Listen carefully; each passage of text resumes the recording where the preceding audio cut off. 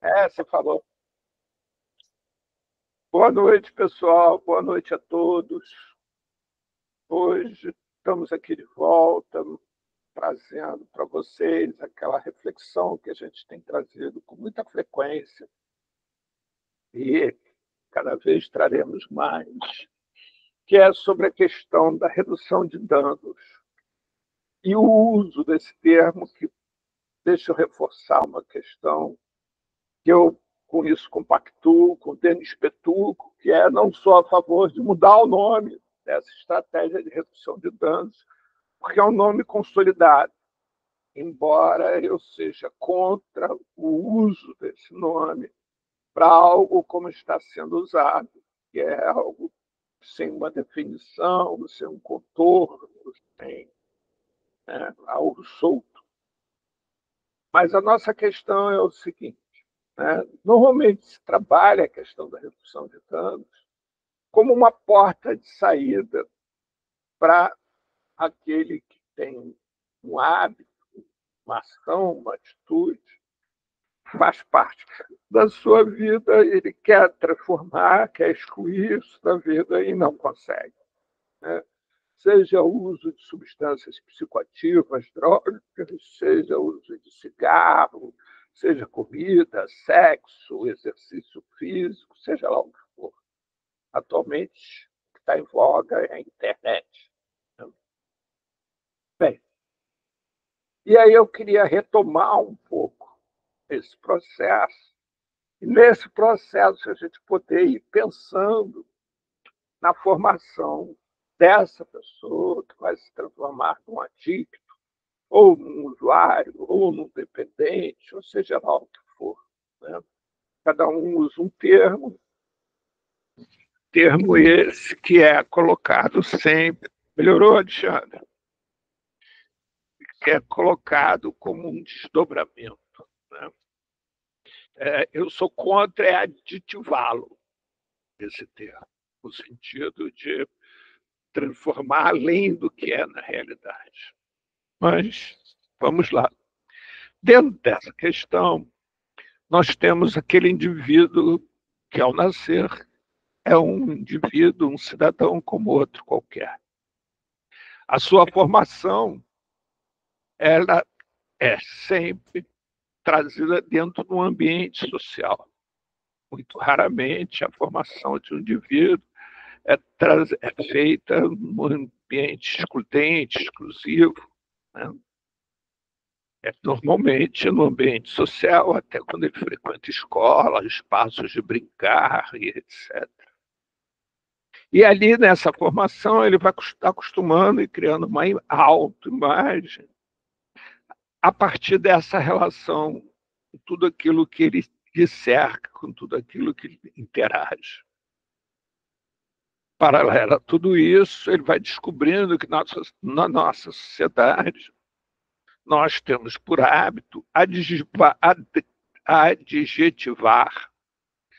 tudo aquilo que podemos, de tal maneira que a gente possa estabelecer, né, o que seria certo ou errado, bonito ou feio, né, e assim normatizar os comportamentos e, com essa normatização, ser mais fácil o controle. Eu vou dar um exemplo para vocês, né, que é um exemplo que normalmente passa despercebido de todos nós, mas é o desenho do Walt Disney, A Branca de Neve e os Sete Anões. Vocês já repararam que cada um dos sete anões tem uma característica principal que faz parte do ser humano? Então tem o chorão, tem o zangado, tem o dorminhoco, tem aquele que é alegre. Cada um tem o mais velho, que é o sóbrio, né? São sete qualidades do ser humano, todos em torno de uma mulher com traços aparentemente bonitos, mas quem vai chegar e vai salvar essa mulher do isolamento não é nenhum dessas pessoas, desses sete anões, que tem uma característica própria, individual. É aquele príncipe que aparentemente reúne todas as características dos 7 anões, e por causa disso, ele é gentil, bonito, inteligente, né? Que é Alexandre, cada um tem uma qualidade, isso. Mas o príncipe que salva ela é aquele que reúne tudo, né? A ponto de poder derrotar o mal, a bruxa, que também é uma figura feminina. E aí nós temos duas marcas sociais, né? A marca da mulher indefesa e do homem salvador, que vai criar essa sociedade autoritária, machista, excludente e tudo mais. Mas é nesse ambiente que nós vamos nos formando, né? Em que, se vocês observarem os desenhos do Walt Disney, eles são sempre marcados por isso. O bom e o mal, né? A luta entre o bem e o mal. E nessa luta, obviamente, o bem sempre é o vitorioso, é aquele que acaba por predominar. Dentro disso, a criança, desde cedo, ela vai introjetando certos valores na vida. Valores esses que são reafirmados individualmente por sua família nuclear. E aí ele vai descobrir que naquela família o bem, o bom é aquele que lava a louça, e ele vai então iniciar lavando louças. Já numa outra família, o bom é aquele que é bem, que está bem na escola. E aí ele vai se esforçar para ir bem na escola. Acontece que,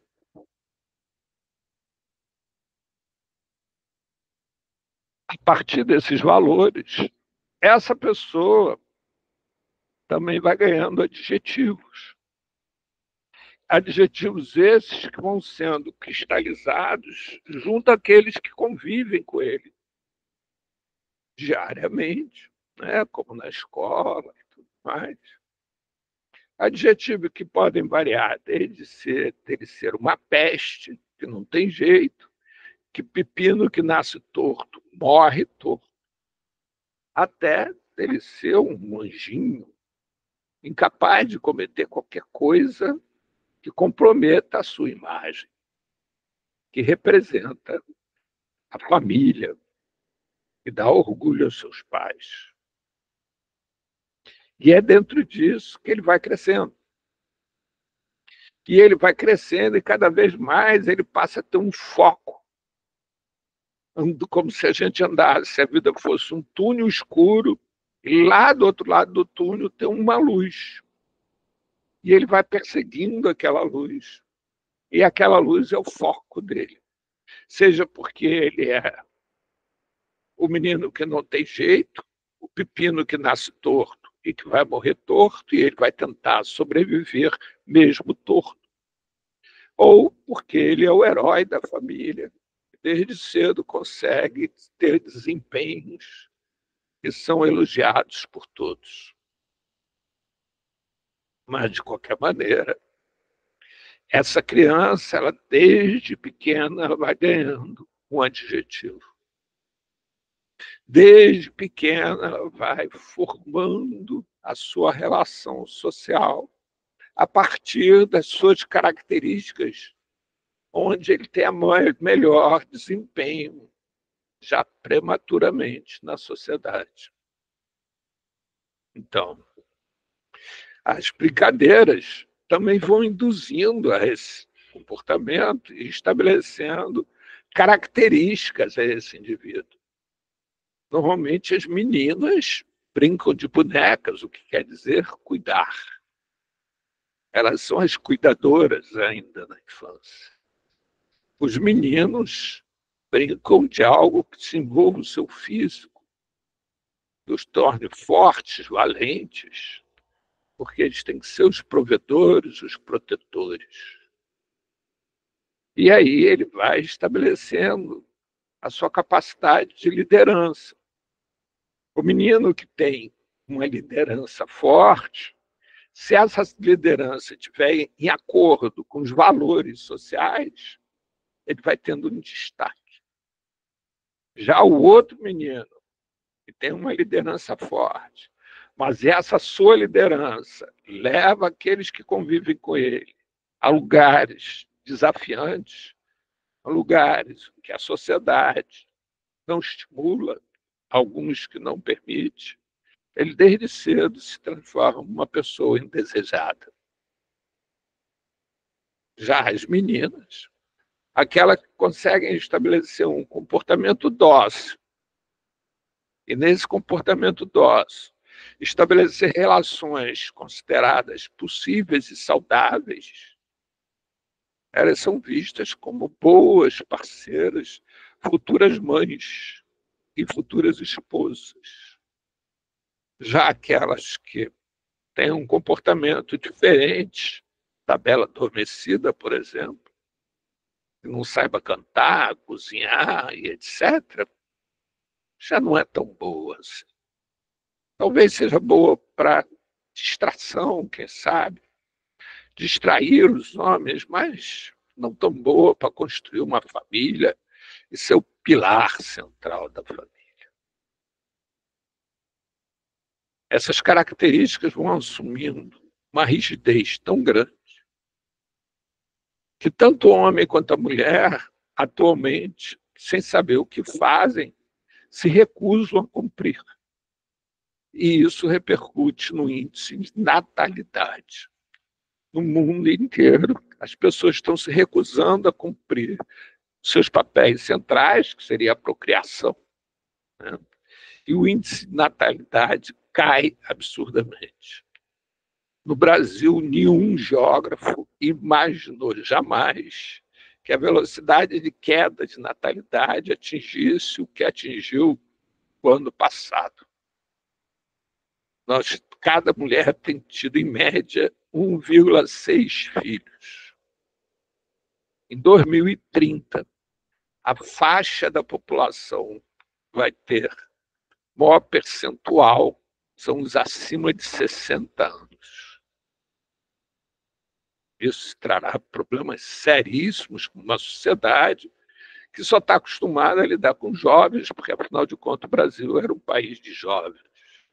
Então, não tem nenhum projeto para acolher esses idosos. Quem tem 30, 40 anos deve se preocupar muito com isso. Mas voltando a essa formação, né, isso traz um lugar sem perspectiva para essa população de 15 a 25 anos. Né? O que fazer? Casar, ter filhos, traz obrigações que ninguém sabe mais como cumpri-las. Além de casar e ter filhos, nós caminhamos para um mundo que é um mundo do aquecimento global, que só se fala nisso, onde a tal da inteligência artificial, que de inteligência não tem nada, né? Mas a tal da inteligência artificial domina o ambiente e as conversas. E, ao mesmo tempo, as nossas escolas brasileiras insistem que as crianças e adolescentes têm que aprender a resolver equações com papel e lápis. Ou tem que saber se essa se escreve com 2 S ou com C cedilha. Mas aprender a lidar com a informática, o mundo deles, ninguém discute. Ninguém discute sobre cidadania, ninguém discute sobre sexualidade, sobre alimentação, nada. Sobre formação familiar, nada disso faz parte desses lugares onde se conseguem reunir jovens, adolescentes, para refletir sobre a vida. Alguns poucos lugares no mundo estão atentos a isso, como Dinamarca, Finlândia, a China, principalmente, mas a China já num processo cada vez mais dirigido, né, num regime absolutamente autoritário, principalmente com os mais pobres, onde as crianças são obrigadas a. Elas não têm opção dele. Bem, e assim a vida vai se resumindo cada vez mais aquela luz lá no fundo do túnel. E o túnel cada vez mais ficando escuro. Mas voltar para trás não dá. Embora uns tenham até tentado, estejam tentando. Não sei se vocês estão acompanhando, o ano passado, o Brasil bateu recorde de suicídio de crianças e adolescentes de 8 a 16 anos. Ou seja, cidadãos que estavam no momento de pensar na introdução na sociedade, na participação da sociedade, estão descobrindo que a sociedade não tem lugar para eles e estão buscando outros lugares para prosseguir com a vida. Mas essa é a nossa realidade. Além disso, também, no mundo inteiro, cresce de forma assustadora. E eu sei que eu ando usando muito essa palavra assustadora. O consumo de substâncias psicoativas, legais e ilegais, cada vez mais cedo. É cada vez mais cedo a patologização da vida. De repente, se descobre que nós temos uma população que ninguém sabia que existia, por exemplo, de autistas. E fica a dúvida se realmente existem os autistas, ou os autistas são aqueles que diagnosticam os outros como autistas. Né? Ou seja, ninguém mais sabe onde está a doença. Até porque alguém que se adequa a uma sociedade doente certamente não é saudável. Certamente é um doente também. E aí, dentro desse processo, no caminhar desse túnel escuro, em busca daquela luz lá que possa trazer alguma saída, vai um indivíduo que está se construindo. E a construção nossa é a partir da referência externa. Né? Existem alguns exemplos de crianças que cresceram isoladas do mundo. Tem uma russa, tem uma francesa, e que elas sequer sabiam andar, sequer sabiam emitir sons, porque isso tudo é imitação, nós imitamos. Se não virmos alguém andando, nós vamos andar igual, vamos nos locomover iguais os chimpanzés, que é a forma de maior equilíbrio e menor esforço. Alguém tem alguma questão a colocar? Bem,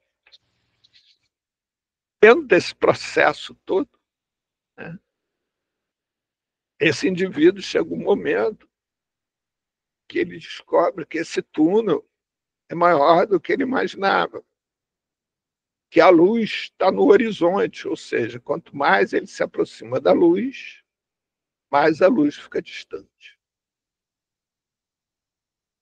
E aí alguém lhe oferece alguma coisa que possibilitaria ele encurtar esse caminho até a luz. Uma substância que faz com que ele perca o contato com aquela realidade dura, doída, onde ele está absolutamente só, e ele possa esquecer aquele túnel escuro e entra num túnel totalmente iluminado, cheio de cores, onde ele ilumina esse túnel com aquilo que ele deseja. O desejo passa a ser preponderante na sua vida. Como a gente já viu algumas vezes, a sociedade, sem saber o que fazer, e menos ainda com vontade de fazer qualquer coisa, porque qualquer coisa por aí passa pela questão de que a sociedade teria que admitir que ela é doente e por isso ela forma essas pessoas, mas a sociedade tem que ser perfeita, né? A gente tem que lembrar que para que fosse possível abandonar uma sociedade na Idade Média ainda, né? Cuja referência era a religião, tiveram que criar um outro Deus que substituísse o Deus mítico, que foi a criação da ciência, né? A ciência substituiu. A ciência passa a ocupar o lugar do Deus, da verdade absoluta, daquela que é inquestionável, porque a ciência diz que aquilo é aquilo. Então, esse sujeito começa a ter essa possibilidade de se livrar das amarras, seja da religião, seja da ciência, e descobrir o seu próprio mundo. Mas mundo esse que é diferente daquele que os apresentam. É diferente daqueles que a elite quer que ele viva. E aí, seguindo um padrão comportamental da nossa sociedade, todo aquele que sai do padrão de comportamento desejado pela elite, ele ou é doente, se for rico, louro, de olhos azuis, ou ele é criminoso, se for preto e pobre. E assim, ele ingressa nesse mundo que, por se recusar a continuar naquele túnel escuro, em busca de uma luz, que ele só consegue identificar a luz e nada além disso, resolve mudar a rota com auxílio de alguma substância. E passa a usar essa substância na perspectiva dele poder criar, sobre efeito da substância, seu próprio mundo. Esquecer suas dores, suas amarguras, suas tristezas e viver aquilo que a fantasia, que o seu desejo lhe proporciona.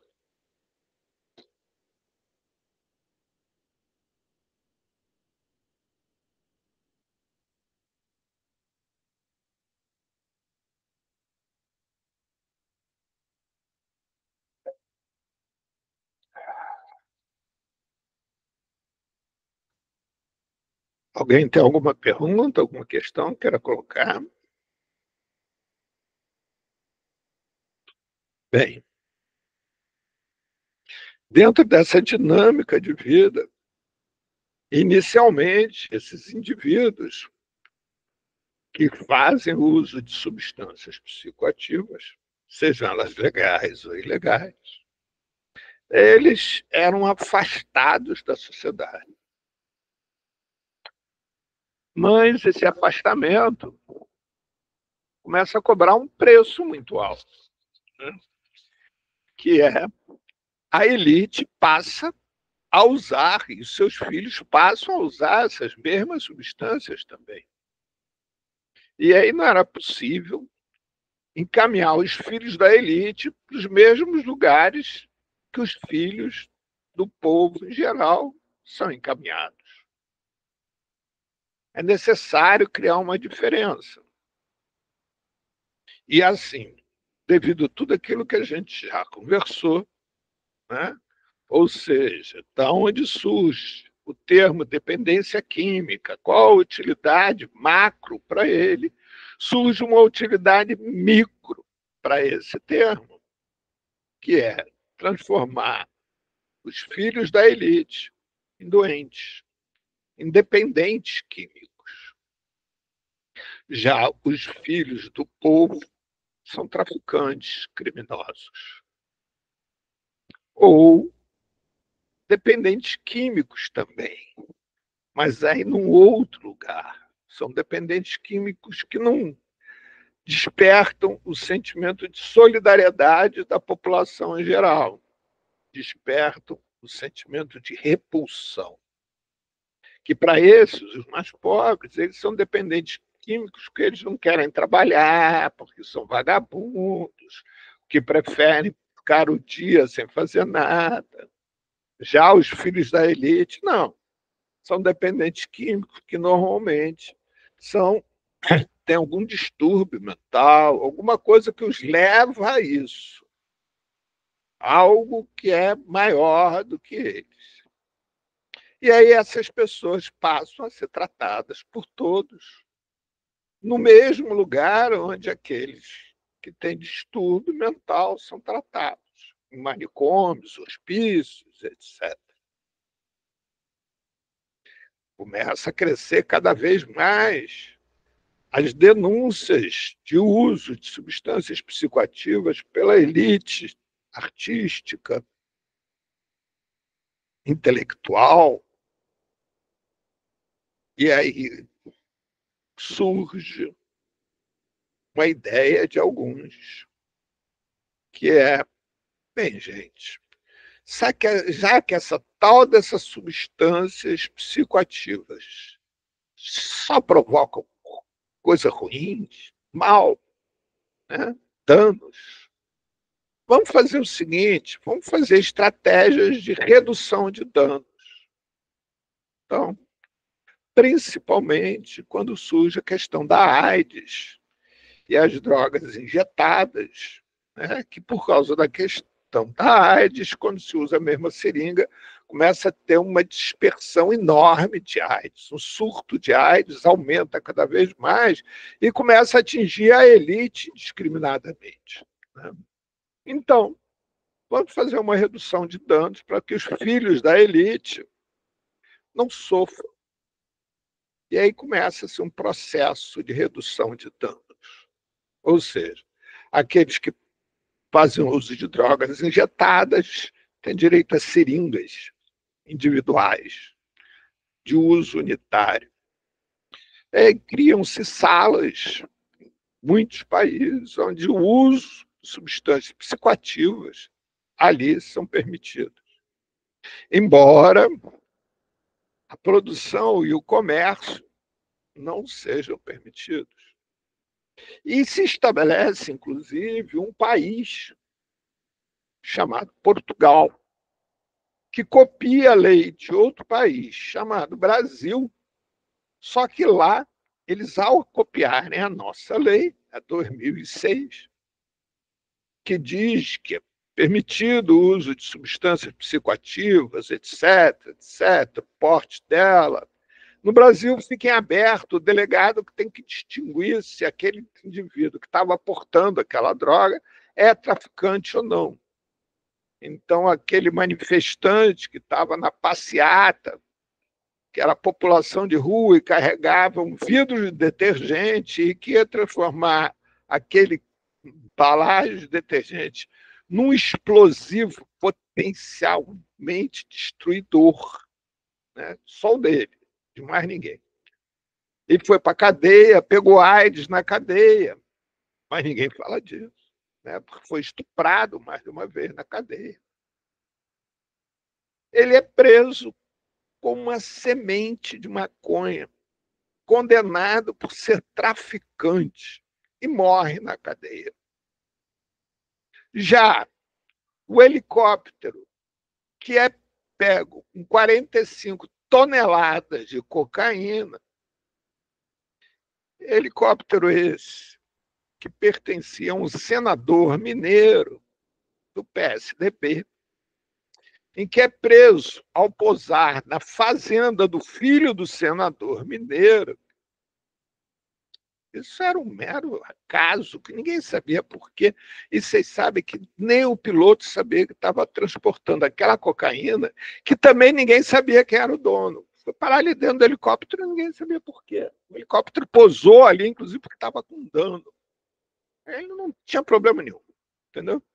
São as pessoas de índole ruim que atribuam alguma questão a isso. Porque qual é um problema no helicóptero carregar 45 toneladas de cocaína? O problema é o outro lá que tinha uma semente de maconha no bolso. Esse é um problema sério, né? E aí se estabelece essa redução de danos, que o próprio nome já diz, a redução de danos É algo que vai olhar para aquela ação, para aquele momento que alguém está fazendo uso de substâncias psicoativas, mas que isso pode ser, ele nasce nesse uso, né? Nasce com esse foco, e depois ele vai se espalhando para redução de danos, por exemplo, a obesidade, para qualquer coisa.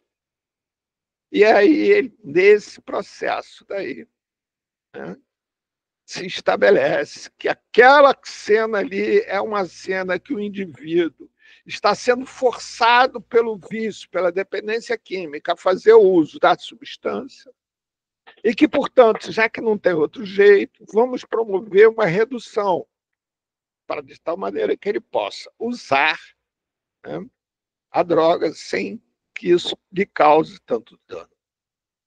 Como eu dizia, Portugal estabelece, né, inclusive consultórios de rua, como aqui no Brasil, a Dilma copia, né, onde as pessoas portuguesas nas ruas podem usar as substâncias, que até um determinado percentual não é crime, é porte, é devido ao uso, devido à dependência química. Mas continua a proibição da proibição e do comércio. E aí você vai nas cadeias portuguesas e descobre que as cadeias portuguesas têm cor, as cadeias portuguesas têm forma, que estão lotadas de imigrantes africanos, traficantes de drogas, para a elite portuguesa. E o pior é que todo mundo cita isso como exemplo. Exemplo de uma sociedade justa que sabe promover redução de danos. O troco está chegando agora. Vocês devem estar acompanhando que a nossa facção PCC, né, ocupou Portugal e está começando a dominar Portugal.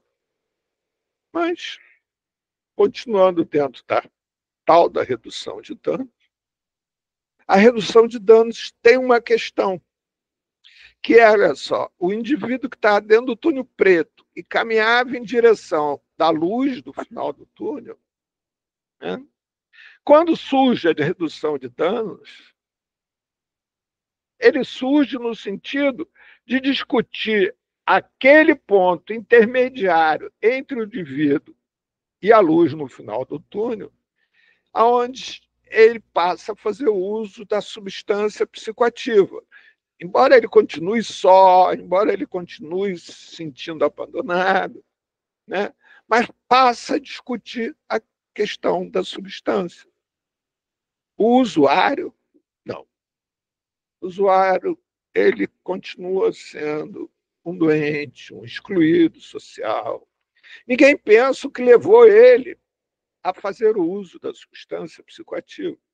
Ninguém pensa em, por exemplo, iluminar esse túnel de tal maneira que essa pessoa possa ver que ela tem muitas outras opções na vida, além daquela luz lá no fundo do túnel.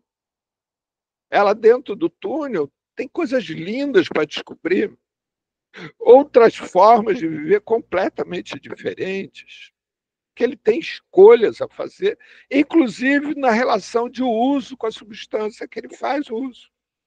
Ele não precisa usar, ter como ferramenta única para participar do mundo dele aquela substância. Aquela substância pode ser usada só no momento de entretenimento, nada além disso, né, de uma forma controlada, de tal maneira que ele sobre tempo na vida dele para ele namorar, para ele ir ao cinema, para ele ler um livro, para ele fazer nada, tomar um banho de mar, qualquer coisa, usufruir a família, seja lá o que for. Ou seja, ninguém pensa que o uso da substância por aquele indivíduo é o que ele possibilita na vida dele, por causa da redução da vida dele. A vida dele é reduzida ao uso de drogas. E as pessoas passam a conversar com ele sobre o uso de drogas, afundando ele mais ainda aonde ele já está. É como se tivesse alguém afundando, se afundando num pântano, e aí viesse outro, esticasse um pedaço de madeira para tirar ele do pântano, só que em vez de puxar ele para fora, fica empurrando ele ainda mais para o fundo e fica dizendo para ele, tá vendo, você não quer sair daí, eu estou te dando um pedaço no lugar, uma ajuda. Mas, porra, você não quer sair daí?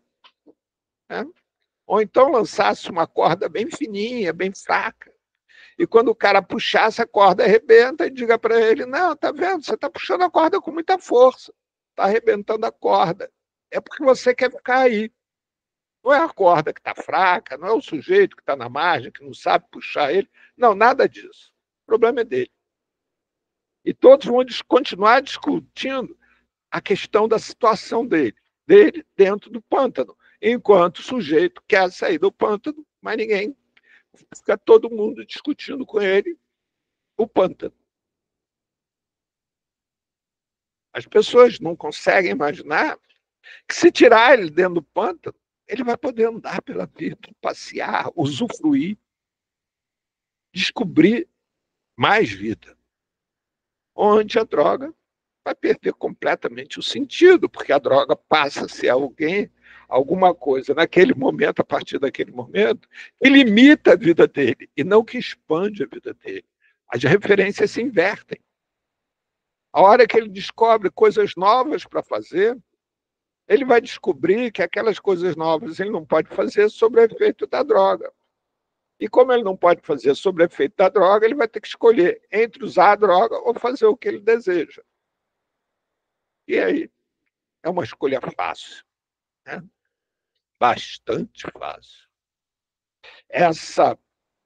Toda essa forma de lidar com o usuário de substâncias psicoativas, ou qualquer um que a gente possa denominar de adicto, ou usuário, ou viciado, o termo que vocês quiserem, né? Dependente, mas é isso, né? É qualquer um busca exatamente a vida. Pois não, Alexandre? Posso falar um pouco? Bastante. Ah, tem um. Eu comentei contigo, né? Daquela artista, a Faiga.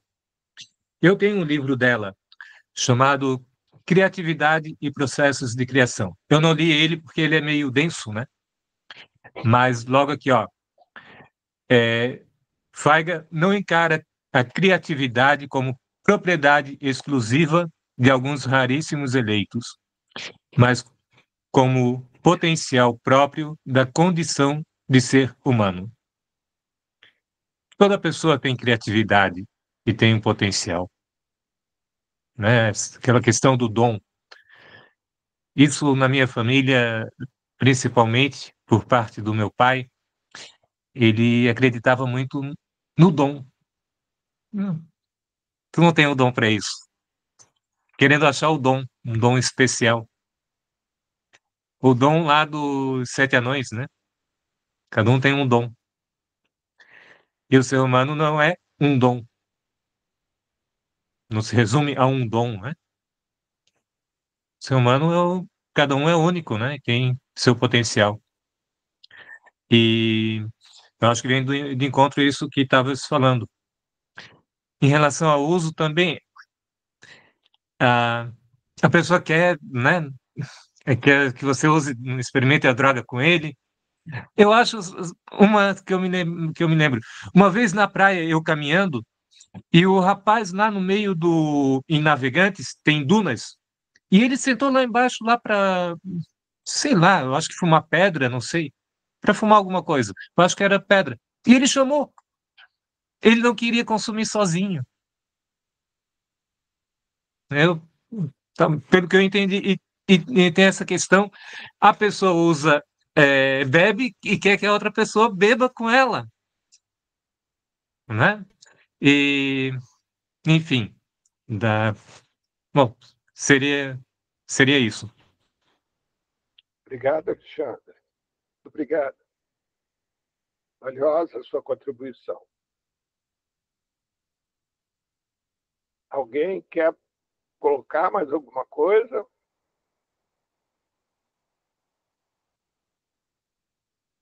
Bem, a gente tem algumas experiências, além de muitas vivências, né? A Edna pode relatar, Ivete, todos nós temos casos a serem relatados a esse respeito. Mas primeiro com a experiência do Bruce, do Parque dos Ratos, onde essa experiência mostra camundongos, e na medida que tem outras ocupações, outras possibilidades de vida, abandonam completamente a heroína. Agora, na década de 2000, Carl Hart, não sei se vocês conhecem, um psicólogo que é diretor da Universidade, do Departamento de Saúde Mental da Universidade de Nova York, com a permissão do governo norte-americano, repete a experiência do Parque dos Ratos, de Bruce, só que com humanos. Ele selecionou de novo 16 humanos que se declaravam viciados em drogas e drogas diversas. Para quem quiser, tem um livro que ele escreveu sobre isso, que chama-se Drogas para Adultos, onde ele relata tudo isso.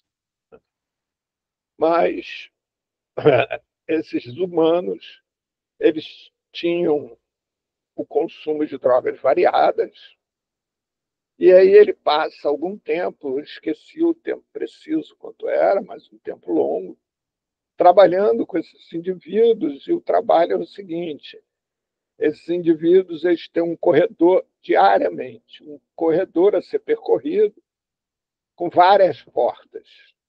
E aí, numa porta, ele tem o uso da substância dele predileta, liberado, noutra porta, ele tem é, comida, noutra porta, ele tem banho, troca de roupa, noutra porta, ele pode receber o dinheiro referente àquela substância em espécie e assim por diante. De todos os usuários selecionados para a experiência, nenhum deles saiu da experiência usando a mesma quantidade de substância psicoativa de quando começou a experiência. Todos eles reduziram abruptamente. E, assim, algo extremamente surpreendente era que muitos dos usuários passaram a preferir receber dinheiro em vez da droga, e com dinheiro. O que todo imagina é que ele iria comprar droga. Não foram comprar droga. Eles usavam esse dinheiro para comprar coisa para os filhos, para si próprio, e etc. Mas, no final, poucos faziam a opção das drogas. Muito poucos. Então, mas existem diversas experiências a esse respeito. Tem uma experiência que foi massificada a esse respeito, que é o programa da Islândia, né?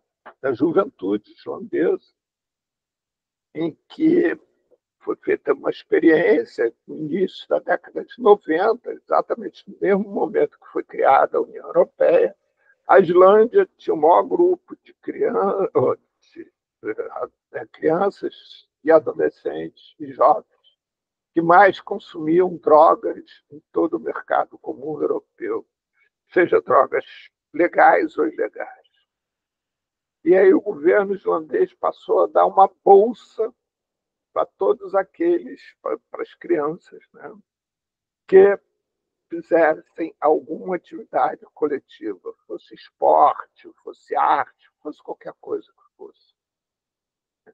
E, além disso, também transformou todas as escolas islandesas, o que Paulo Freire chamava de escola, Paulo Freire e Moacir Gadot, chamava de escola cidadã. Ou seja, as escolas, ao invés de estarem preocupadas com transferir conteúdos, passaram a se preocupar em formar cidadãos. Ao final de 6 meses, a redução foi imensa do consumo de substâncias psicoativas. 10 anos depois, a Islândia tinha um grupo de adolescentes, que menos adolescentes, crianças e jovens, que menos consumiam substâncias psicoativas em todo o mercado comum europeu. Hoje, agora, na década de 20, 2020, eles têm o maior índice de felicidade de todo o mercado comum europeu. Ninguém precisou proibir nada, fazer nada. Não sei se vocês sabem uma informação que não é divulgada. Existe uma região no centro do Canadá, que não faz fronteira com nenhum outro país, em que essa região é permitido consumir qualquer tipo de droga. Qualquer. O Canadá inteiro é permitido o consumo da maconha. Mas nessa região específica você pode consumir qualquer tipo de droga. Passaram-se já mais, são 4 ou 5 anos. E nessa região, de início, existia uma imigração muito grande de canadenses, usuários de substâncias psicoativas para lá. Essa migração foi reduzindo, porque cada vez menos se consumia substância psicoativa nessa região. Cada vez as pessoas desenvolviam mais atividades outras e menos o consumo de substâncias. E a criminalidade é a menor de todo o Canadá, dessa região. Então, a pergunta que fica é o seguinte: quando você pensa em redução de danos, você está trabalhando com o problema. Quando você pensa em ampliação de vida, você está trabalhando com a solução. O que vocês preferem?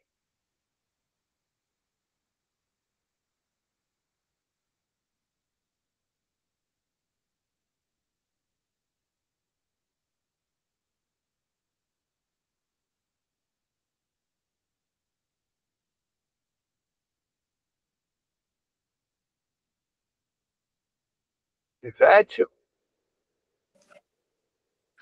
Paulo, você podia repetir a pergunta, por favor? Posso. Quando você pensa no trabalho, redução de danos, você pensa no problema. Quando você pensa nesse mesmo trabalho, com o nome de ampliação da vida, você está trabalhando em cima da solução.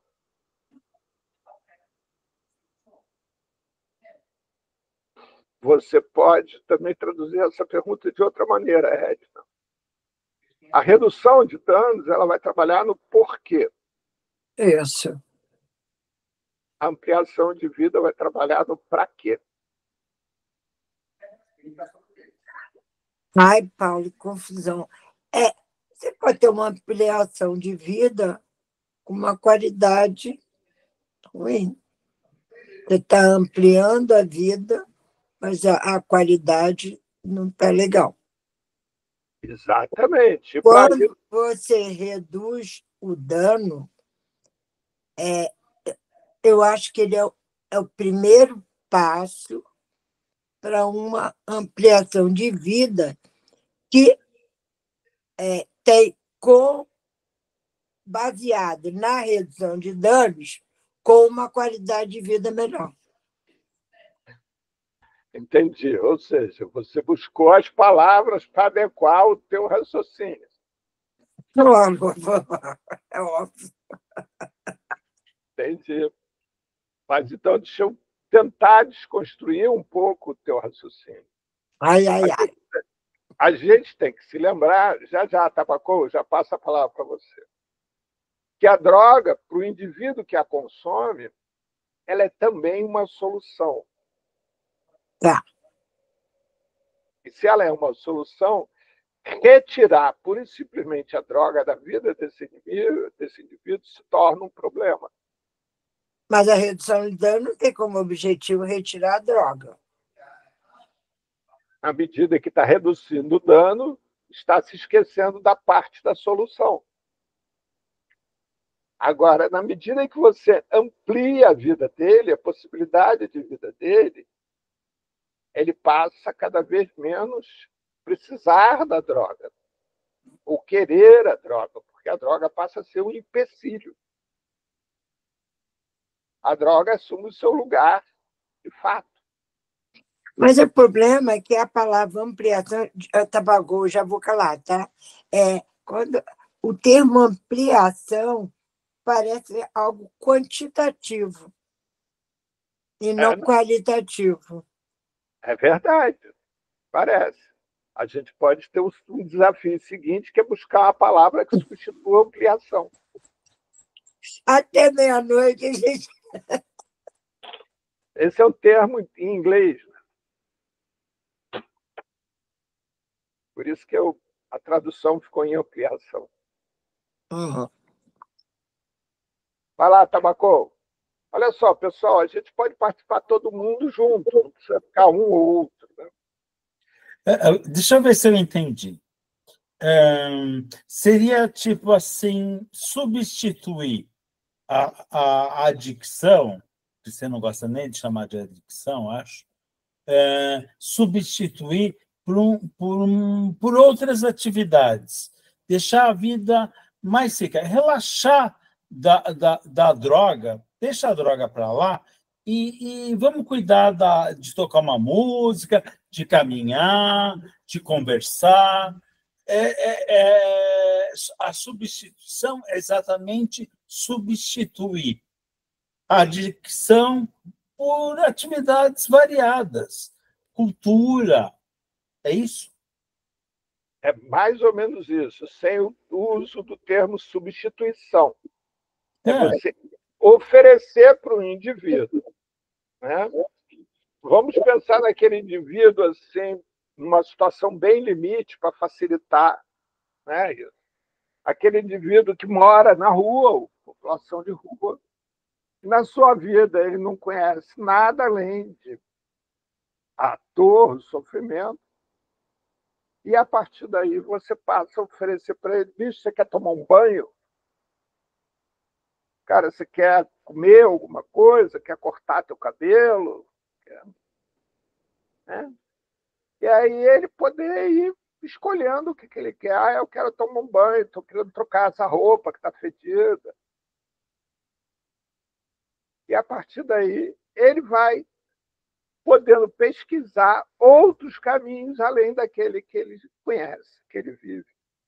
Ou, como você disse, né, durante esse período, a Arlete, que participou com a gente aqui do debate, já vai, Alexandre, mas a Arlete promovia uma atividade, que era uma atividade numa praça pública em Niterói, que era Cultura Céu Aberto. Toda quinta-feira à noite, ela passava cinema na praça e a população de rua ia para lá e ela distribuía também alimentação para a população de rua.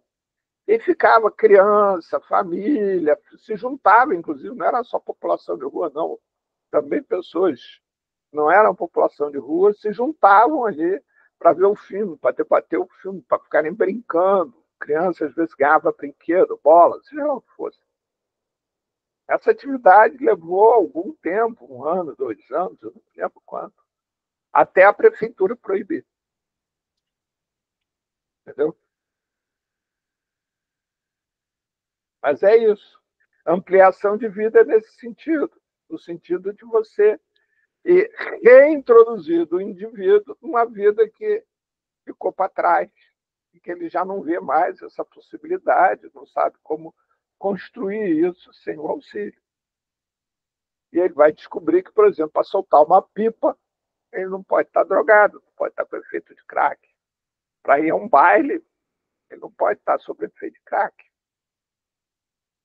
Mas certamente pode aparecer algum usando o crack que queira participar do baile, problema nenhum. Respeitar a forma de viver de cada um de nós. Ivete? Paulo, Tabacô, pode ficar aí. Fala aí, Alexandre. O teu áudio fica muito picotado. Tá bom, desculpe, é que eu esqueço de botar. Aí isso.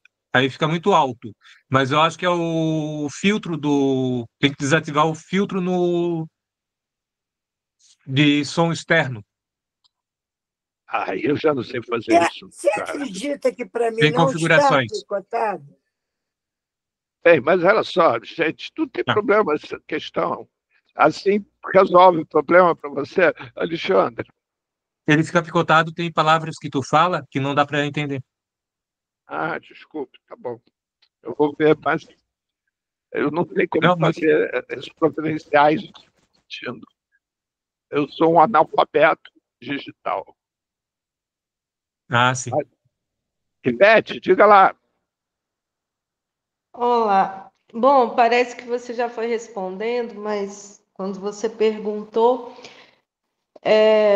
fiquei aqui pensando que nessa perspectiva de ampliação da vida, seria possibilitar o sujeito a reencontrar ou buscar novas perspectivas, outras oportunidades, né, ter acesso ou acessar vários espaços ou mesmo, né, atividades, enfim, que até aquele momento, na relação com a droga, só do uso, né, onde ele está envolvido ali, naquele cenário, ele não está naquele momento tendo oportunidade de experimentar ou de vivenciar outras possibilidades. A droga é apenas, né, o laço que ele tem ali naquele momento.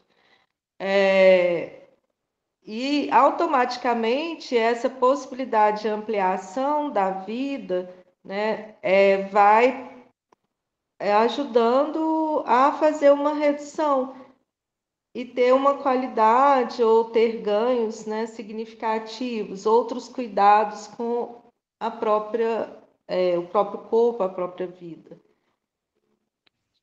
A Bom, proposta é exatamente essa, Ivete, com uma diferença imensa.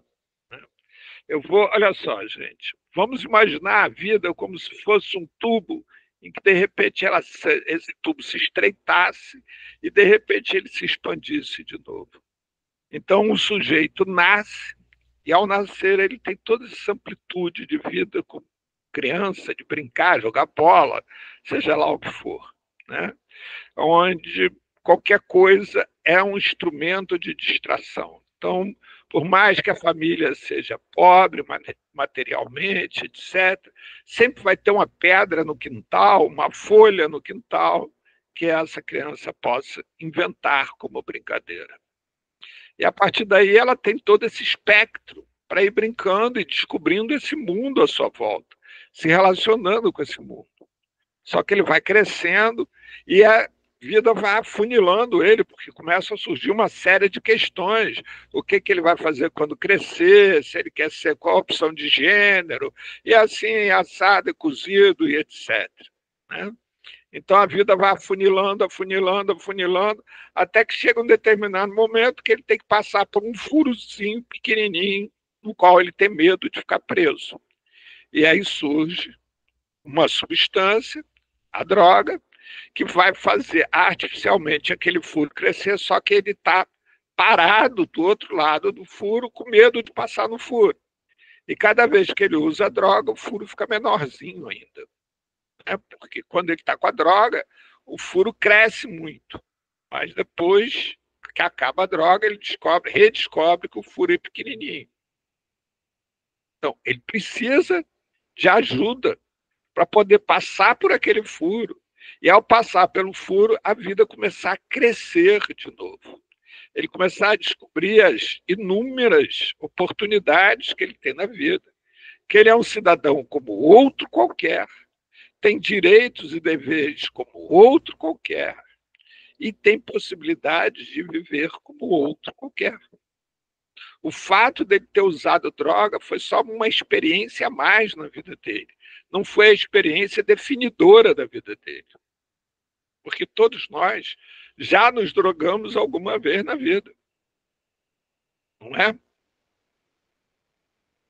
Vamos deixar, a Ivete caiu a ligação dela, vamos deixar ela voltar E aí eu volto a essa questão. Tabacô, você queria falar? Sim. Há 15 dias, aqui na região da subprefeitura que eu estou, o prefeito fez um crime. Ele fechou um centro de convivência. Eu acredito que é exatamente relacionado com isso que a gente está falando, porque o centro de convivência ele permite uma ampliação de vida. Ali eles tomavam banho, tinha refeição. Isso. E outra coisa uma coisa que tem aqui no meu bairro, esse centro de convivência ainda não tem. Eu solicitei que tenha, mas a prefeitura ainda não providenciou. Uma coisa que tem aqui no bairro, que acho que também faz parte dessa ampliação de vida, é o POT. Não sei se no Rio de Janeiro tem a mesma nomenclatura. O POT é um programa de integração. Ensina, tem cursos profissionalizantes de jardinagem, de culinária, é para integrar a pessoa na economia. Então, é uma ampliação de vida, porque você fala para não usar substituir, mas eu acho que é um termo, você substitui a adição por uma outra atividade. Você deixa a vida mais rica culturalmente, mais rica, assim, a pessoa tem um objetivo a mais. Então, ela se desliga, ela pode relaxar daquela adição que ela usava e que, às vezes, ela sente que o exagero na adição faz mal, prejudica. Aqui em São Paulo tem uma ONG, o CISART, que é dentro de um viaduto, tem um projeto muito bonito e muito completo. Eu vou pôr no grupo o link das atividades que eles desenvolvem. Só isso. Tabacô, chama eles um dia para virem falar do trabalho deles aqui. O CISART? Eu não tenho muito contato, é meio longe, é no centro de São Paulo, eu estou na Zona Sul. Deixa que eu faço, me dá o link que eu falo com eles. Sim. Tem o site, acho que dá para falar com eles, sim. Isso, pode deixar. Então, Ivete, retomando o que a gente parou, esperando você retomar, você voltar, né, e pegando essa fala do Tabacô, que ela vem muito complementar, né, que é assim, voltando, né, imaginando a vida como esse túnel que vai fechando, vai deixando um furinho para o indivíduo passar. Esse indivíduo que faz uso de substância, ele cada vez que retoma da substância, né, a substância passa o efeito, ele olha para o furo e cada vez tem mais medo, e a partir daí ele tem que consumir mais substância para poder lidar com o medo dele. Então, ele precisa de ajuda de alguém para poder passar por esse furo. E, ao passar por esse furo, ele descobriu que, do outro lado do furo, a vida se amplia para ele, simplifica para ele. Então, na medida em que ele começa a fazer opções de vida, é o que você falou, ele começa a ampliar e a reduzir seus danos. Né? Mas aí não são danos causados pela droga. Ele começa a entender que ele tem danos causados pela forma de viver dele. Forma de viver dele que o levou ao uso da droga. Que ele não é um doente. Né? Não. Ele só não teve a acolhida que ele queria e esperava ter, o levou à solidão, ao medo de passar e crescer e descobrir coisas piores ainda.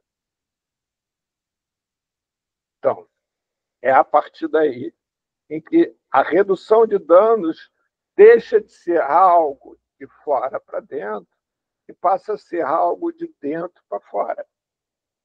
Nise da Silveira embora não usasse essa terminologia, usava a arte como uma redutora de danos para aqueles que tinham diferenças na forma de ver o mundo.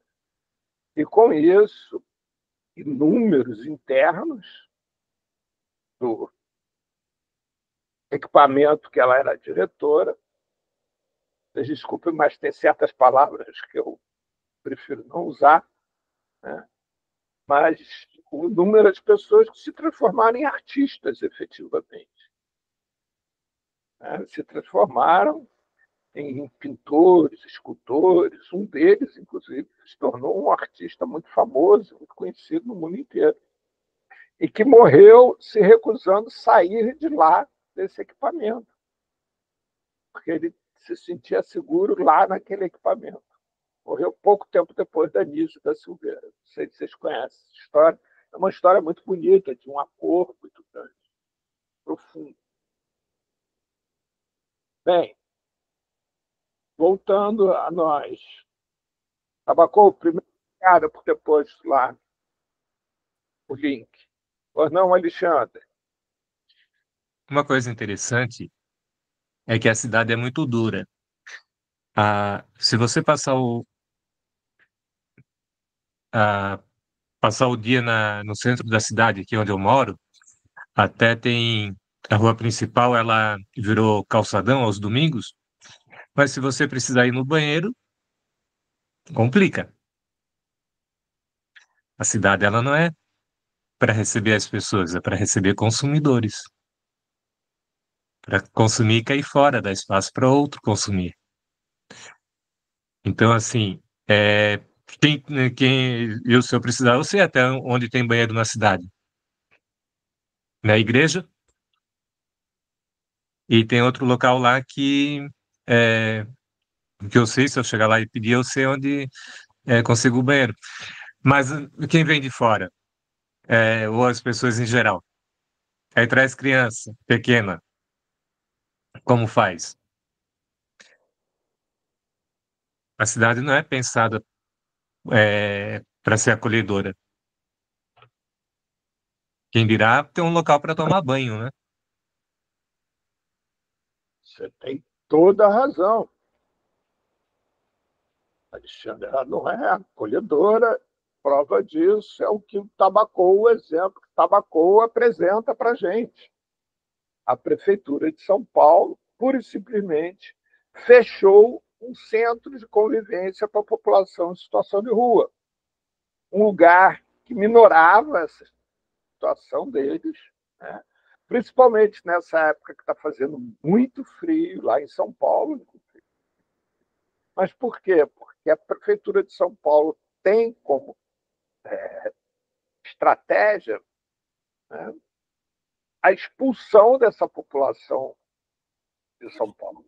E colocação nas comunidades terapêuticas, está se vangloriando, achando o máximo isso. Edna, olha, eu tenho informação que não é essa estratégia, não. Não é Não? terapêutica, não. Isso daí eles falam. Eles estão botando aonde? Matando? Exatamente. Ai, pelo amor de Deus. Edna, olha só. Você viu aquele vídeo do vice-governador de São Paulo falando sobre isso, né? Aí ele falou, espera um instantinho só, Alexandre. Ele falou da internação de 22 mil pessoas. Sabe uma coisa interessante? Porque nenhum deputado, nenhum vereador, nenhum juiz, nenhum promotor pediu a relação dessas 22 mil pessoas que foram internadas, porque para internar tem que cumprir a lei, isso faz parte da Constituição, e, portanto, o governo paulista tinha que ter a relação das 22 mil pessoas, onde elas foram internadas, com um atestado recomendando a internação de cada um delas como profissional da área de saúde qualificado, o atestado da clínica que recebeu, da comunidade terapêutica que recebeu, justificando ter recebido, o atestado justificando aquele tempo de internação e a alta desse sujeito. Você repara que ninguém pediu isso. Nem o Ministério de Direitos Humanos, nem a Comissão de Direitos Humanos da Câmara, nem ninguém. Nenhum partido, nada. Eu não sei como é que está agora, mas até bem pouco tempo atrás, a comunidade terapêutica ela não era considerada um equipamento médico. Então, por isso, ela podia não ter profissionais médicos, etc. O Alexandre de Moraes resolveu isso. Naquela PDF 970, 670, exigiu, né? Não só exigiu, como ele estabeleceu o seguinte: se houver supressão da liberdade de alguém, sem que seja um ditame dado pela Justiça, pelo Poder Judiciário, ou algo da área médica de saúde, isso é crime. E aí as comunidades terapêuticas podem escolher ou são os lugares criminosos ou tratam da saúde. Entendeu? Então, essa justificativa das comunidades terapêuticas se encerrou ali mesmo. A questão não é essa. A questão é porque ninguém exige o cumprimento daquilo. Pois não, Alexandre? Aqui em Blumenau, tem um caso, a pessoa foi internada sem os laudos, sem seguir todo o protocolo, e o prefeito ali anterior fez a lei municipal aqui para fazer a internação, e aí o atual vai fazer a abordagem. Ele vai fazer a abordagem como? Ele é ex-delegado, então ele vai abordar o pessoal na rua, coloca esses vídeos no Facebook dele, com quê? Com dois policiais civis e dois policiais militares. Inclusive, ele não usa o carro da prefeitura, ele entra no carro da Polícia Civil e desembarca e chega para abordar os moradores de rua com a polícia e não com eu acho que é para ir a RAPS, né? Se tem o pessoal para fazer abordagem social, provavelmente nem capacitado deve ser. Provavelmente não é assistente social nem psicólogo. Deve ser duas pessoas sem capacitação. O laudo, se tiver, ainda tem outra questão. Quem está dando esse laudo? Porque o laudo o médico dá, né? O médico dá, né? O médico dá interessado em fazer esse serviço. Mas será que realmente esse laudo está correto? Ou será que estão dando laudo de que forma? Aí, o Ministério Público e a Defensoria nunca ouviram, acho, falar disso. Não sei. Eu acho que nunca ouviram quem está cuidando desses casos aqui na cidade. Aqui em Blumenau. Quem dirá em outras cidades. Pois é. Exatamente. Só Paulo, desculpa. Aí o prefeito vai e fala assim, ó, faz o corte da abordagem do pessoal e agora, quem quiser continuar usando drogas, roubando e ameaçando as pessoas, vai ser abordado e responder pelos seus atos. Sim, mas no momento que está abordando a pessoa, fala isso? Blumenau não tem lugar para criminalidade, mas está abordando um morador de rua. Se ele é criminoso, ele seria recolhido para a prisão como criminoso. Blumenau não é cidade para malandro, né? E chega de passar a mão na cabeça também dessas pessoas que têm passagens policiais. Vivem nas ruas porque querem. E agora sim, com esse laudo, a gente consegue fazer internação compulsória. Como é aí o pessoal que faz os comentários dele no Face ali é o quê? Volta para a tua terra, tem que botar na cadeia, tem que. Aí a população pega e coloca todo o seu ódio em cima do morador de rua. Então, Alexandre, a dinâmica é assim mesmo, em quase todos os lugares, não só no Brasil, como no exterior também. O que nós estamos discutindo aqui, Alexandre, é exatamente o que fazer diferente disso. Porque, normalmente, o que acontece nesses casos é que, com frequência, as pessoas se reúnem para criticar o que é feito, mas não para propor algo a ser feito. E aí está na hora da gente começar a pensar no o que pode vir a ser feito. Né? Como, por exemplo, vamos lá, vocês acompanharam o último censo em que as cidades do Rio de Janeiro e de São Paulo são as duas que têm maior êxodo de população. São Paulo, que até aqui ela tinha como característica receber pessoas, atualmente tem mais gente saindo de São Paulo do que chegando em São Paulo. Rio de Janeiro foi a primeira colocada, né? A cidade onde isso está causando maior problema. Ou seja, nós estamos vivendo nesse momento, no Brasil inteiro, principalmente nas grandes cidades, o maior índice de vacância de imóveis comerciais e residenciais da história recente do Brasil. E aí você manter essa população desassistida nessas cidades é condená-los à miséria. Os imóveis estão se desvalorizando cada vez mais. As oportunidades de trabalho estão se reduzindo abruptamente. Cada vez as condições vão ser mais precárias para se viver aqui. Ou em São Paulo, ou em Porto Alegre, ou qualquer lugar. Daí a questão de a gente conseguir, né, pura e simplesmente pensar em um diferencial dentro disso, é uma coisa muito grande. O que pode parecer uma coisa simples, né, como, por exemplo, a mudança do nome na atitude de redução de danos para ampliação de vida, é algo muito grande, gente. Não é algo pequeno.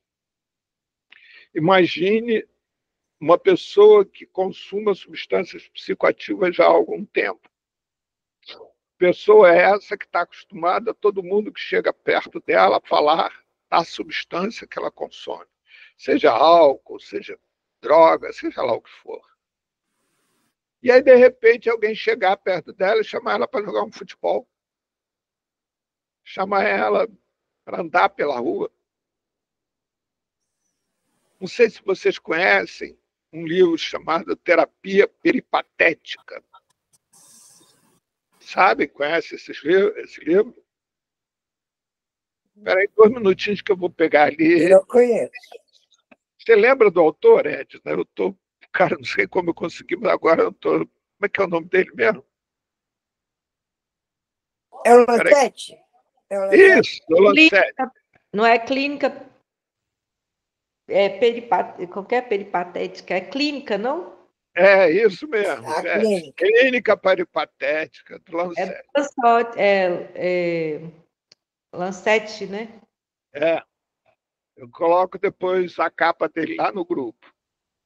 É uma proposta de trabalho muito interessante para quem trabalha com essas pessoas, porque a proposta é promover essa conversa, que seria uma sessão terapêutica, né, em movimento, e não trancafiado dentro de um consultório. Pode falar, Ivete. Na verdade, era só reforçando a questão da fala da Edna sobre as comunidades terapêuticas, que elas continuam sendo não um serviço de saúde, Mas a gente considera como um espaço de acolhimento, porque elas não são habilitadas, né, para trabalhar ou cuidar como um espaço de saúde. Só que algumas acabam adaptando a legislação e tendo alguns profissionais no quadro ali que dão um certo suporte, mas não é o ideal, não é o adequado. Aqui na nossa região, aqui em Minas, a gente não faz nenhum tipo de laudo e encaminhamento.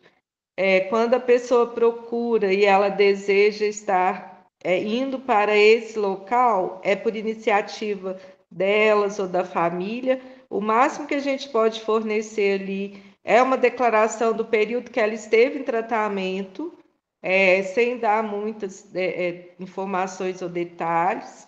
E se é uma usuária que tem por interesse continuidade do tratamento nos nossos serviços, por o SUS ser universal e ela ter esse desejo, a gente continua assistindo, embora ela esteja naquele local e se a comunidade ali ela se disponibilizar a levá-lo, porque uma grande maioria se recusa a fazer esse tipo de acompanhamento. Uma vez que está lá, eles só querem dar atenção ali dentro, não leva para a continuidade do tratamento no serviço de saúde. A não ser casos muito específicos, assim, de uma questão clínica ou de alguma outra questão de urgência que precisa de um hospital, eles acabam levando, mas para a saúde mental, para a continuidade, pouquíssimos que fazem essa ponte, que continuam dando assistência, levando ao serviço de saúde mental. Então, vocês são sortudos, não. Então, são qualificados, porque nós já tivemos oportunidade de saber, até depoimento mesmo. Eu acho que há algum tempo atrás veio até uma pessoa aqui participar, que depois desistiu de participar, é óbvio, né? Que era diretor de uma comunidade terapêutica, e ele falou, sabe, Ivete, que vários CAPs encaminhavam para a comunidade terapêutica. Eu fiquei muito horrorizada, aí comecei a ler algo nesse sentido e, por incrível que pareça, existe esse encaminhamento. É verdade, sim. Infelizmente, tem alguns serviços que fazem isso, dessa forma. Mas, assim, é uma questão de um arranjo até da nossa região. Apesar de que alguns municípios não cumprem isso, mas a gente tinha que construído até no colegiado de saúde mental da nossa região aqui, um documento que fosse unificado para todos os serviços, como a gente trabalharia nesse contexto, uma vez que cada vez mais o governo estava inserindo dentro, né, do arranjo da nossa política as comunidades terapêuticas, mas como a gente não considera que seria um dispositivo de saúde, e aí tem a questão das violações, como que a gente lidaria com isso, né, para garantir o cuidado do usuário sujeito ali, sem ferir os princípios éticos, né, do nosso trabalho, das nossas condutas.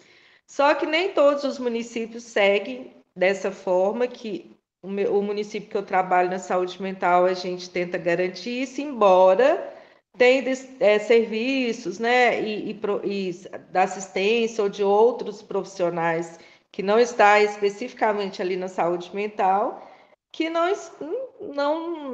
segue esses combinados, assim. Eles vão mesmo, trabalham de outras formas. Mas enquanto CAPS-AD, né, nesse município, a nossa equipe ela é mais coesa nesse sentido em relação à nossa conduta.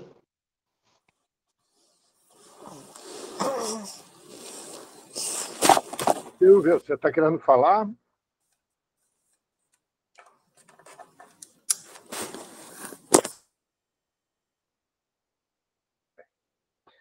Bem, então, pessoal, de novo, voltando à questão da clínica peripatética, né? é uma abordagem extremamente interessante para tudo isso que a gente está colocando aqui.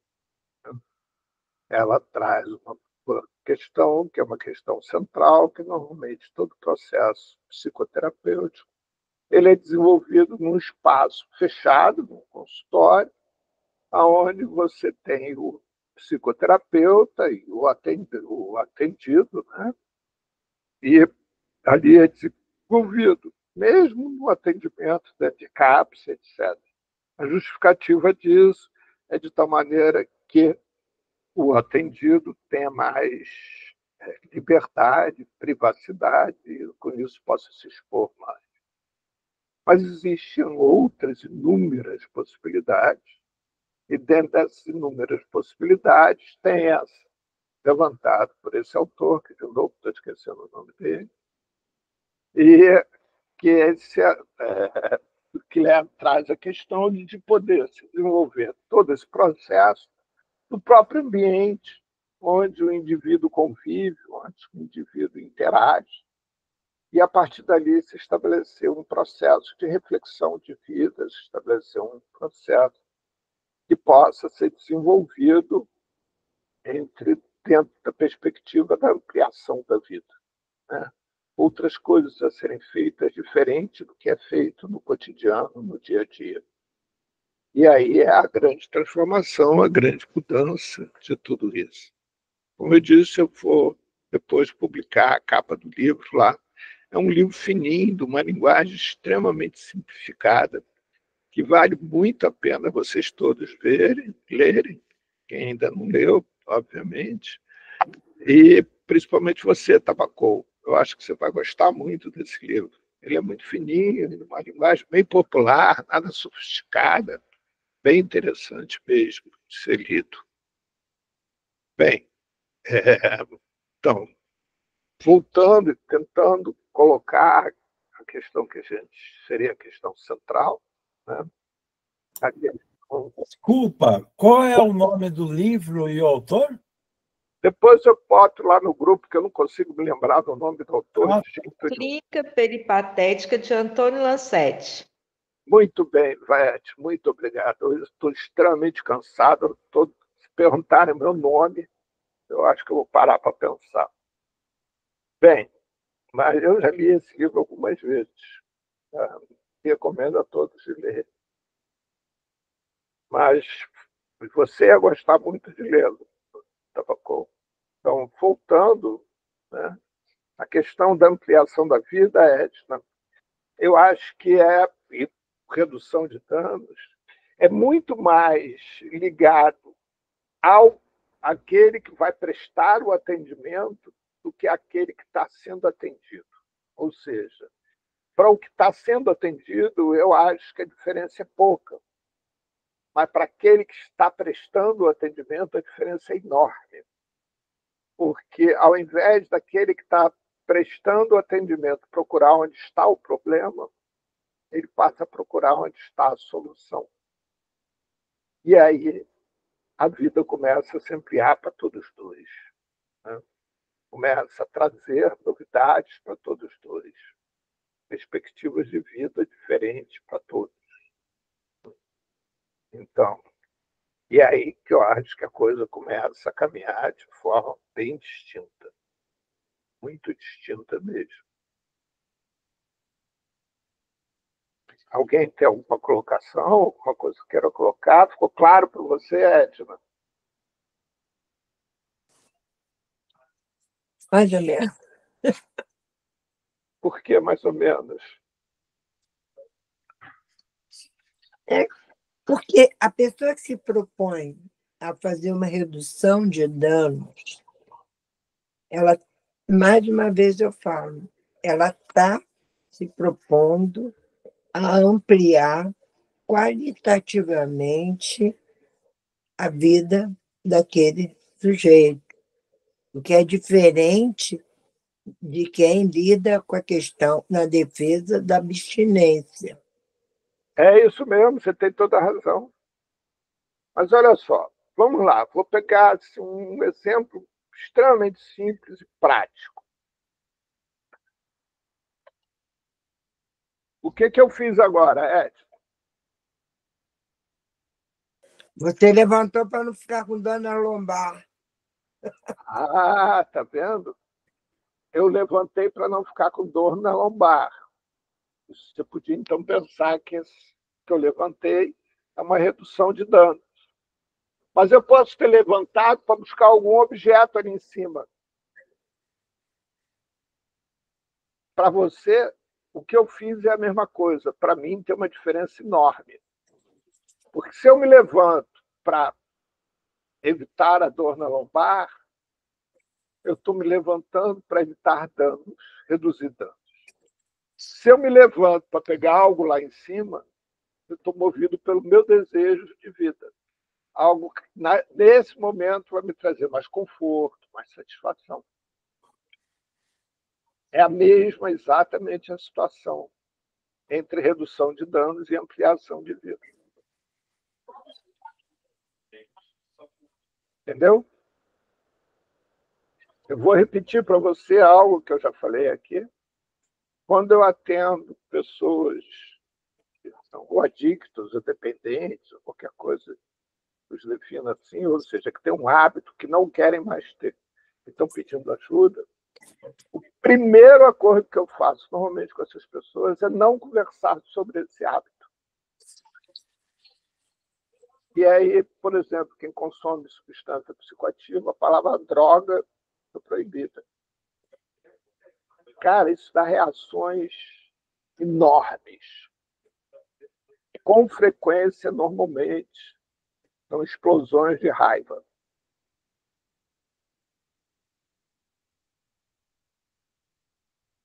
Que são muito esclarecedoras e detonadoras de movimentos muito ricos.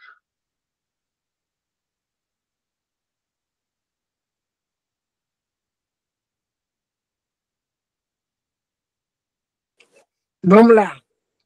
Vamos usar a empatia. Se eu fosse no seu consultório,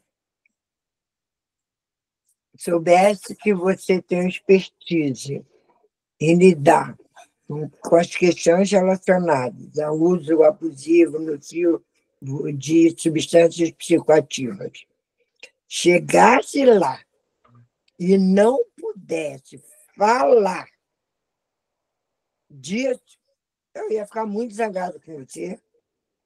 Com certeza. E a ideia é essa. A ideia é te tirar da zona de conforto, te colocar num lugar totalmente desconfortável, onde você vai ter que falar de você.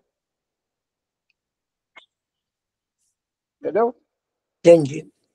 Você vai ter que falar do que você gosta, do que você não gosta. Se você gosta de macarrão, gosta de comer arroz, gosta de comer fruta. Qual o último filme que você viu, o último livro que você leu? É isso. As pessoas normalmente ficam muito putas. Muito. Porque cai a máscara. Né? Elas já estão acostumadas a essa zona de conforto, a ficar falando sobre a droga, sobre o uso da droga, sobre a mãe que ficou aborrecida, sobre o pai, sobre o avô, seja lá quem for. Pouco importa. Mas nunca falam delas. Elas deixam de existir. E quando eu faço esse acordo, elas têm que voltar a existir.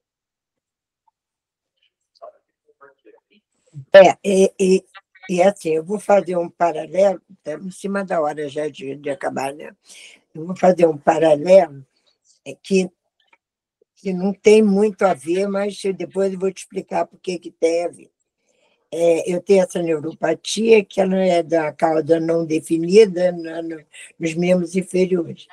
Então, nessa médica que eu estou me tratando aqui no Einstein, foi muito interessante que ela virou para mim e falou assim: vamos falar da sua vida? O que você gosta, o que você não gosta, o que é isso? Ela deslocou. Foi muito interessante, ela deslocou. Principalmente porque sabe que não tem etiologia definida, então não adiantava ficar chovendo no molhado. Né? Então, vamos lá. que você acha? Aí depois, quando eu comecei a falar, não vai viajar mesmo, vai, não fica pensando no formigamento, não sei o que, não sei o que lá e tal. Mas, sabe, a doença em si, como não tinha etiologia, e como é algo crônico, que não é o caso daqui, tá? Da questão da dependência química. Então, mas é muito interessante porque na hora que você desloca o foco, brota, né? Brota. E eu estava assim, extremamente tensa na primeira consulta. Na segunda, quando eu cheguei, eu já estava mais relaxada. É impressionante. Eu falei, sua carinha está melhor hoje, subia. E, tal. E aí, eu continuei falando da minha vida. Não falei mais do formigamento. Eu falei, ó, continua. Eu acho que é um pouco isso. Exatamente. Luz. É exatamente isso. Exatamente isso. Tá. Você foi ao ponto. Isso é legal, uma estratégia bastante interessante para essas doenças ditas crônicas, né? A questão do diabético, Também. etc, etc. A questão da hipertensão, né? Isso, também, tudo isso. Então, essa é uma estratégia bem legal. Porque tudo isso leva ao mesmo lugar, ou seja, se eu tenho uma cardiopatia, quando eu vou ao cardiologista, eu só falo da minha cardiopatia. Aí o cardiologista chega para mim e fala assim, vamos falar além da tua cardiopatia, o que você come, o que você gosta de fazer. Aí você vai saindo dali e, de repente, você descobre que a tua cardiopatia é uma manifestação, não é uma doença, é uma característica. Não é uma doença. E aí desarma todo o circo. E, normalmente, como você bem sabe, essas manifestações crônicas, elas são manifestações. Lembrando aquele professor lá da terapia comunitária, né? Uhum. Quando a boca cala, o corpo fala, né? Isso mesmo. Isso mesmo. Roberto Freire, sem tesão não há solução. Isso mesmo. Alexandre, você vai ter Paulo. que ficar para a próxima segunda. Uhum. Mas diga lá, resumidamente. Rapidinho. A minha mãe tem 84 anos. Então Sim. ela vai para o quintal todo dia de manhã, senão ela passa mal. Faz o bordado dela. Mas o bordado dela tem uma história muito interessante. É a história de vida dela, quando ela fazia criança com a avó dela, os bordadinhos, né, os fios e tudo mais, né? Alexandre, olha só, deixa eu te interromper com a seguinte proposta. Me parece que essa é uma história muito interessante para a gente tratar dela no final do encontro. Uhum. Eu queria que você contasse essa história no início do nosso próximo encontro. E aí a gente possa conversar a respeito disso, tendo um encontro todo para conversar. Pode ser? Pode ser. Eu vou ficar curiosa até Memória a semana afetiva, né? que vem. Até cenas dos próximos capítulos. Isso, exatamente. Marta, hoje eu não escutei tua voz, hein? Oi, boa noite. Eu estou um pouco atarefada aqui, mas eu não queria deixar de participar. Aí participei assim parcialmente, por isso você não ouviu minha voz. Mas eu estou aqui todo tempo. Tá bom. Beijo para você, bem-vinda, viu? Obrigada, beijo para todos, boa noite. Boa noite. Pessoal, semana que vem nós temos Emerson Merri. Né? E aí, alguém se lembra qual é o tema de Emerson Merri da próxima segunda?